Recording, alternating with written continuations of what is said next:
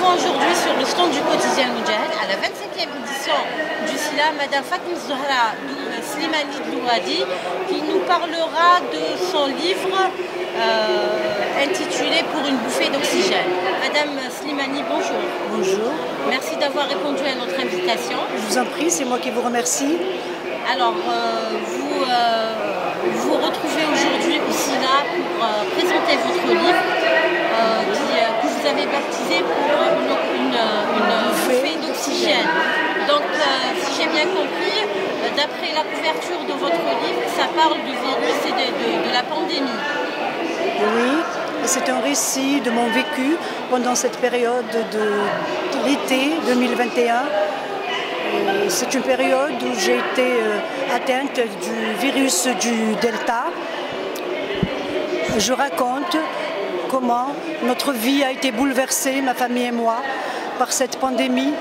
J'ai été d'abord malade à la maison, ensuite j'ai été hospitalisée pendant une durée assez longue. J'ai désaturé, donc je ne pouvais pas... j'ai gardé un lit d'hôpital pendant très longtemps et j'ai gardé des leçons très importantes de cette situation, de cette période. J'ai retenu des leçons de cette expérience que j'ai faite avec la Covid. Vous avez vécu? Oui, que j'ai vécu. Et ça m'a marqué, vraiment, parce que non seulement j'ai été malade, mais nous avons eu un drame dans notre famille. À ma sortie d'hôpital, j'ai eu le choc d'apprendre le décès de mon gendre. J'ai retrouvé ma fille veuve et 3 petits orphelins. Et donc il y a eu quand même beaucoup d'événements qui nous ont bouleversés. Ma nièce aussi a perdu son époux et il fallait que je fasse ma thérapie d'une façon ou d'une autre. Et comme j'ai toujours écrit, d'ordinaire c'était de la poésie, hein, j'ai toujours écrit des poèmes. J'ai raconté cette étape. Ça m'a aidé un peu à exhaler toute cette souffrance qui est apparue soudainement. Très bien. Donc votre roman raconte un peu vos souffrances, et d'une part, et d'autre part, la souffrance des Algériens et du monde entier qui a vécu cette pandémie depuis 2019, 2020 plutôt. Alors, quelles sont les raisons qui vous ont incité à faire ce récit? Il y a toujours un déclic pour faire quelque chose. Parfaitement. Au début, je n'ai pas commencé le récit directement. Je venais d'être hospitalisée et je désaturais. J'avais un problème d'oxygène. J'étais alitée, bien sûr, à l'hôpital. Ma fille était garde malade. Elle est restée pendant toute la durée de mon hospitalisation.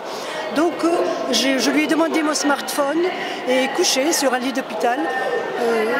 J'avais besoin d'écrire ce qui m'arrivait. C'était le choc de la maladie, de cette pandémie qui arrivait. Le choc de la prise en charge aussi au niveau des hôpitaux. Oui. Donc j'ai raconté un peu sur Facebook, j'ai envoyé un message à mes amis, à ma famille, en racontant un peu ce qui m'arrivait.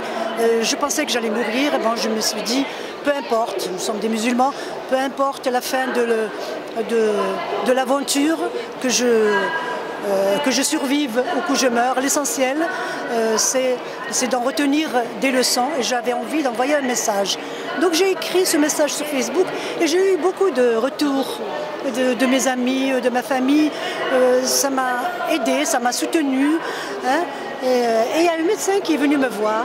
Il m'a dit, Madame, j'ai lu votre message sur Facebook et vous allez guérir, vous allez sortir de l'hôpital, vous allez écrire un livre. Ce médecin venait de Timimoun, docteur Farouk, à qui je rends hommage. Je lui ai rendu hommage d'ailleurs sur mon livre, comme beaucoup d'autres médecins. Il m'a dit, vous allez écrire un livre et vous allez me l'envoyer, je veux le lire. Bon, j'étais encore malade, je ne l'ai pas fait tout de suite, bien sûr, à l'hôpital, je ne pouvais pas. Mais dès ma sortie, tous les matins, après la prière de Fajr, je me mettais à écrire des chapitres sur mon smartphone. Bien que ma fille me l'interdisait, j'écrivais un peu sur ma maladie parce qu'à l'époque j'ignorais que j'avais perdu mon gendre. On ne me l'avait pas dit. On ne m'avait pas du tout annoncé son décès de peur que je désature, que mon état s'aggrave. Donc j'ai écrit. Alors, votre récit raconte, c'est quelque part un journal d'une hospitalisée. C'est ça. Oui. Voilà. Donc, est-ce que les faits, bon, je sais que les faits sont réels. Est-ce que, entre autres, une partie de votre histoire est le fruit de votre imagination, ou bien vous avez été fidèle à l'histoire? Tout ce qui concerne la maladie, la solidarité entre soignants et patients, médecins de tous bords, est réel. Ce que je racontais était réel. Ce que j'ai ajouté, c'était la romance, parce que quand on écrit, on a de l'imagination et on imagine des choses. Mais je n'ai pas imaginé les soins ou la solidarité ou l'arrivée des médecins. Il y a quelque part un fruit de votre imagination. Non, le lecteur comprend. Oui. Comprend. Quand je parle de la nature, quand je parle, il y a des poèmes, on imagine, on embellit l'écrit. C'est tout. Mais autrement, l'histoire est réelle. Très bien.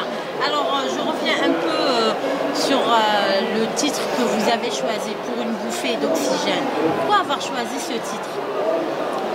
Cette bouffée d'oxygène était très importante pour nous, patients de l'hôpital, dans un moment où on désaturait. Dès qu'on retirait le masque d'oxygène, on ne pouvait pas respirer. J'étais comme une noyée qu'on sortait, qu'on mettait dans l'eau et puis qu'on sortait pour prendre une bouffée d'oxygène et qu'on replongeait dans l'eau. Donc c'était un souffle de vie. La bouffée d'oxygène était pour chaque patient sérieusement atteint un souffle de vie. Et nous avons aussi souffert de panne d'oxygène. Donc je n'ai pas vu un autre titre plus approprié. Très bien. Alors, est-ce qu'il y a eu un retour de la part de vos lecteurs? Quels sont les retours que vous avez reçus? Mon livre vient de se vendre aussi, là, il vient de paraître. Mais j'ai l'habitude de publier des extraits sur des groupes, sur ma page aussi Facebook. Et les lecteurs sont très encourageants, ils me soutiennent, ils aiment. Ils me disent, bon, tu as une belle plume, pourquoi tu ne publies pas? Bon, les lecteurs jouent un rôle très important dans la vie de l'écrivain. Sans lecteurs, on n'existe pas. Je remercie tous mes lecteurs qui m'ont toujours soutenu et qui m'ont toujours encouragé. Je remercie par la même occasion le personnel soignant, les médecins. Quand un médecin rentre dans une salle d'hôpital avec le sourire, quand un infirmier avec une table de soins avance en soutenant par une parole gentille, un simple bonjour, nous remonte le moral. Quand un infirmier qui sort à peine de l'adolescence, ils étaient jeunes, les infirmiers, dans l'hôpital où j'étais à Saïda, et ils couraient des risques à tout moment. Alors quand on les voyait s'occuper de nous, on s'imaginait, on se mettait à la place de leur maman, on se mettait à leur place et je vous assure que ça nous remontait le moral. On se disait alors nous, moi à mon âge, je n'ai pas à me plaindre, alhamdoulilah. Et ça c'est très important. Alors notre rencontre, Madame Fatem Zahra Slimani s'arrête ici. Nous vous remercions de nous avoir c'est moi qui vous remercie. Répondu à notre invitation. C'est moi qui vous remercie. Je remercie votre journal, votre chaîne et j'espère que votre travail sera récompensé parce que vous faites un travail admirable. Vous-même, vous nous encouragez à écrire, vous nous encouragez à poursuivre notre tâche et vous avez justement une tâche qui est très noble. Je vous remercie. Merci.